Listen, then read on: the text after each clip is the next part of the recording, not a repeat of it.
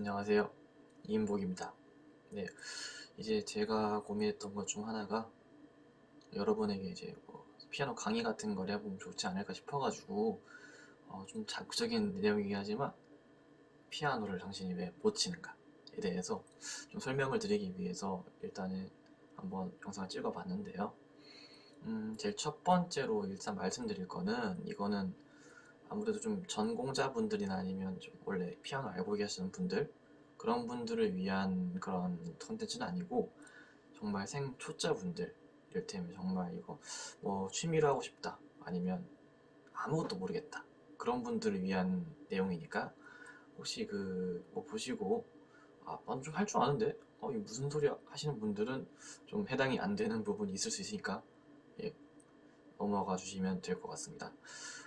일단 첫 번째로 여러분이 왜 피아노를 못 치는가에 대해서 말씀을 드리고 싶은데요. 당연히 첫 번째로는 시간이 없죠. 예, 시간이 없다는 게 무슨 말씀이냐? 이를테면 아무도 실력이 쉽게 늘지는 않아요. 왜냐? 이를테면 조성진이란 분이나 백건우 아니면 누가 있을까? 임동혁, 임동미 이런 천재분들 다들 피아노 천재라고 하잖아요. 피아니스트 분들 생각나는 게 그 정도인데 그런 분들이 어떻게 쉽게 그냥 남들이 하듯이 이를테면 하루에 한두 시간씩 치면서 그렇게 정상까지 올랐을까요? 저는 아니라고 보거든요. 뭐 무언가를 얻어낸다. 개인의 힘으로 무언가를 얻어내는 사람들은 당연히 그만큼의 시간을 투자하고 아니면 만화나 소설 같은 데서 나왔다시피 재능이 모든 경험을 찍어 누른다. 저는 그런 건 있을 수 없다고 봅니다. 예를 들자면 테니스를 치거나 축구를 하거나 야구를 하거나 개인적으로 할 수 있는 그런 재밌는 종목들이 있잖아요. 이럴 때 게임으로 할 수도 있고 그런데 그렇게 테니스를 쳤다. 근데 축구를 했다. 아니면 게임에서 카트라이더 이런 거 있다. 그런 거 배틀그라운드 이런 게 있다. 그런 거 하는 사람이 원래 1년 이상 했어요. 그래서 기본적으로 게임이 어떻게 돌아가는지 알고 있고 그런데 처음 시작한 사람이 그럼 원래 했던 사람들보다 더 잘한다? 이게 상식적으로 이해가 되시는 분들은 많이 없을 거예요. 당장 내가 이렇게 1년 이상 했는데 하루 만에 나보다 잘하는 사람이 나온다? 이거 납득하기 힘들죠. 왜냐고? 나는 그만큼 시간 투자했는데 그리고 아는 게 훨씬 많은데 나보다 잘한다? 이건 아무리 봐도 이해가 되지 않아요. 그쵸? 그런데 만약에 진짜 잘한다고 해요. 그렇다고 해도 한 달, 한 2개월 이런 식으로 기다 보면 결국 평균적으로 볼 때는 당연히 원래 하시던 분이 더 잘하는 게 맞습니다. 근데도 아니다. 그렇다면 원래 하시던 분이 잘못이죠. 제대로 고민도 안 하고 생각하던 대로 계속 하고 같은 거 반복하다가 추월 당한 거니까. 아무튼 그런 부분 때문에 저는 봤을 때 그 시간이라는 게 배신을 하는 거는 없다고 봅니다. 아무튼 말이 좀 샜는데 예전에 제가 수학 강사를 한 적이 있었거든요. 그때 경험으로 비춰보자면 그때 아이들이 중학교 2학년 때 좀 수학을 많이 포기를 해요. 왜냐면 그때 처음으로 2학기 때인가 나오는 개념이 확률이라고 있을 거예요. 확률. 그 확률이란 게 이를테면 이런 거예요. 주사위를 던졌을 때 1이 나올 확률을 구해라. 그런 거면 직관적으로 우린 6분의 1이라고 바로 알 수 있겠죠. 왜냐면 전체 면적이 지금 면이 6개 중에서 1이 나오는 면적이 하나니까 경우의 수 6개 분의 1이 나오는 경우의 수 하나에서 6분의 1이다. 바로 나올 수 있잖아요. 그런데 그 다음에 조건부 확률이라는 개념이 나옵니다. 이를테면 뭐냐면 100원짜리 하나 던지고 10원짜리 두 개를 동시에 던졌다고 해요. 3개짜리를. 그랬을 때 앞면이 하나가 나왔습니다. 그래서 그 앞면이 하나 나왔을 때 그게 100원짜리일 확률을 구하시오. 대충 이런 개념이라 보시면 돼요. 그러니까 하나의 확률이 아니라 두 개의 확률이 좀 순차적으로 결합되어 있는 거라고 보시면 되는데 아무튼 그런 개념 자체가 좀 처음 왔을 때는 직관적으로 와닿지 않기 때문에 그리고 사춘기에 그런 방황도 있겠죠. 그래서 애들이 좀 못 따라와요. 그래서 근데 그 와중에도 오는 친구들은 그러니까 공부를 못하는 애들은 그냥 한 번 듣고 이게 뭐예요 쌤? 뭔지 모르겠어요 하고 딱 넘어가요.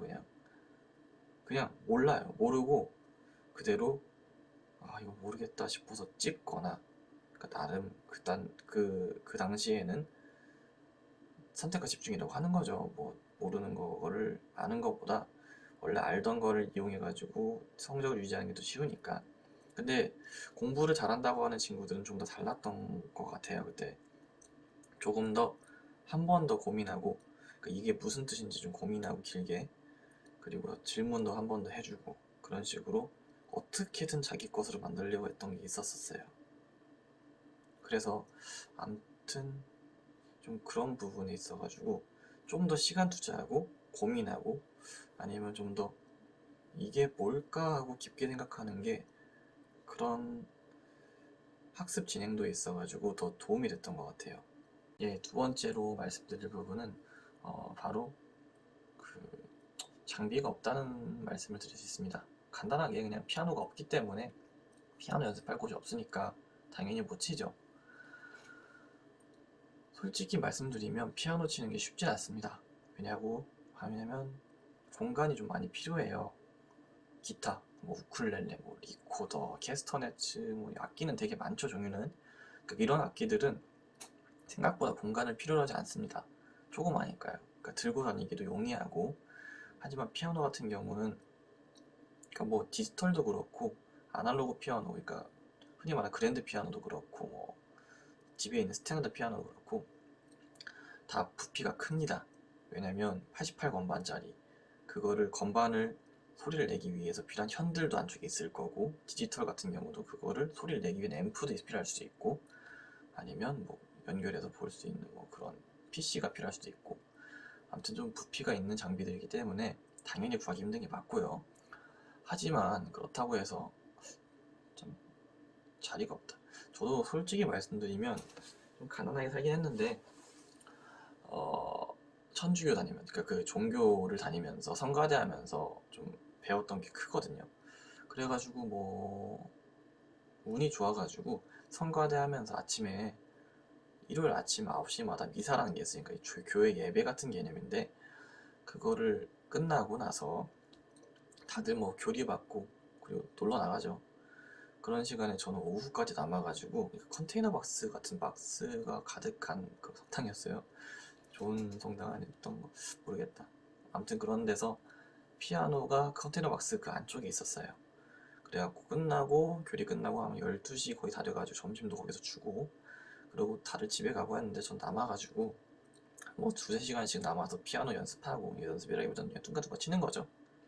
놀다 보니까 그런 게 쌓이고 쌓여가지고 이렇게 만든 것 같아요.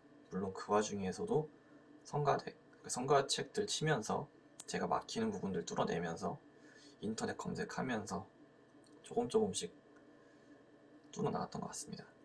그러니까 그런 식으로 어떻게든 좀 저는 그런 공간을 마련했던 것 같아요. 하지만 뭐 사실 제일 어려운 부분은 투자 없이는 뭘 얻겠다는 심보를 가지시는 게 제일 안 좋아요. 생각해보세요. 10,000원, 20,000원이라도 좀 투자를 해야 들지. 그냥 뭐 어른이라고 하시면 피아노 학원 등록하는 것도 방법일 수도 있고, 아니면 뭐 강습 받을 게 아니면 디지털 피아노라도 사시던가, 아니면 뭐 종교 같은 거를 다니시면서 선행 반주자들에게 뭐 강습을, 그 과외를 받던가 하는 게 맞지요. 근데 그런 것도 없이 그냥 이거 어렵긴 한데 그래도 조금씩 배울 수 있는 게 있지 않을까? 공짜로? 그거는 도둑이죠, 도둑. 뭔가를 얻기 위해서는 당연히 투자를 해야 됩니다. 공간이든 시간이든 다 투자를 해야죠. 그렇기 때문에 뭐 사실 저도 종교 다니면서 아름아름 코드를 외운 거기 때문에 배우는 입장이기도 하고, 완벽하다고 볼 수는 없습니다. 아직도 배우는 입장입니다. 어쨌건 뭐 피아노를 치기 위해서 공간이 있어야 되니까 뭐 종교를 믿던가 아니면 학원 다니던가 아니면 악기를 가까이 쓰는 환경을 만들어야 된다고 저는 봅니다. 그래서 어떻게든 좀 피아노를 가까이 할 수 있는 환경을 만드세요. 그게 두 번째 필요한 점입니다. 그리고 세 번째 말씀드릴 부분은요, 참 피아노라는 게 오른손도 쓰고 왼손도 쓰고 다 써야 되잖아요. 이게 쉽지가 않습니다. 그리고 제일 어려운 게 제가 봤을 때는 이론적으로 알아야 될 게 너무 많아요. 이를테면 뭐 코드를 집중적으로 들어오신다고 하면 제일 처음 맞닥뜨리는 게 뭐 다이아토닉 스케일, 뭐 펜타토닉 스케일, 뭐 마이너 스케일, 베이저, 너무 뭔지 모르게 외워야 될 게 너무 많아요 일단. 그리고 뭐 코드 말고 악보를 보신다고 한다면 제일 처음에 볼 수 있는 게 뭐 악보에서 뭐 박자를 외워야 된다거나, 그러니까 그것도 박자도 또 음표가 있고 쉼표가 있고 하죠. 그리고 또 악상 기호들 뭐 디크루센도, 뭐 디미니시, 뭐 크레센도, 다코다, 별게 다 있습니다. 그거 다 외우고 있으려면 시간이 없어요 사실.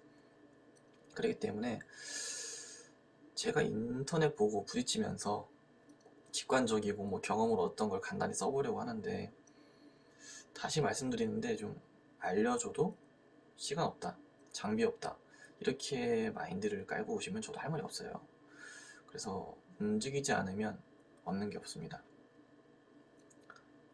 보고 실천에 의미가 있는 거지, 아무리 100만 불짜리 강의라 만남이라 해도 내가 바뀌지 않으면 의미가 없습니다. 그래서 제가 만든 거는 12개짜리 스텝으로 나눠가지고 설명을 드릴 건데, 일단 뭐 간단한 겁니다. 보고 따라오시면 돼요. 근데 걱정된다, 뭐 그럴 수 있죠. 근데 제가 10년 이상 하면서 경험으로 쌓은 거니까 못 믿으시면 저도 할 말이 없습니다.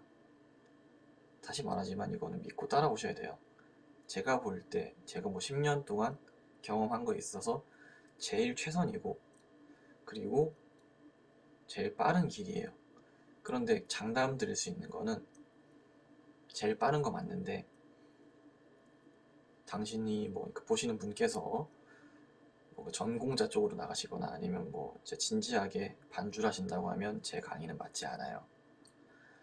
정말 뼈대면 다 때려치우고 그냥 실전에 바로 적용할 수 있는 거 알려드리는 거기 때문에, 진짜 내가 이쪽으로 가야겠다, 그러니까 음악이 길이다 싶으신 분은 이 강의를 보지 않는 걸 추천드리고요.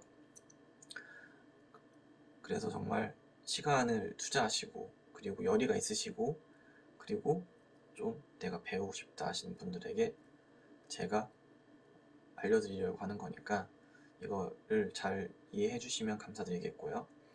그래서 이제부터 한 12개 챕터 나눠가지고 천천히 강의를 올릴 예정이니까 저를 믿고 따라오시면 그래도 어디서 좀 반주할 줄 아네 라는 소리를 들을 수 있을 거라고 확신합니다. 예. 그래서 언제가 업로드 될지 모르겠지만 일단 최대한 빨리 그렇게 올려가지고 여러분께 찾아뵙도록 하겠습니다. 감사합니다.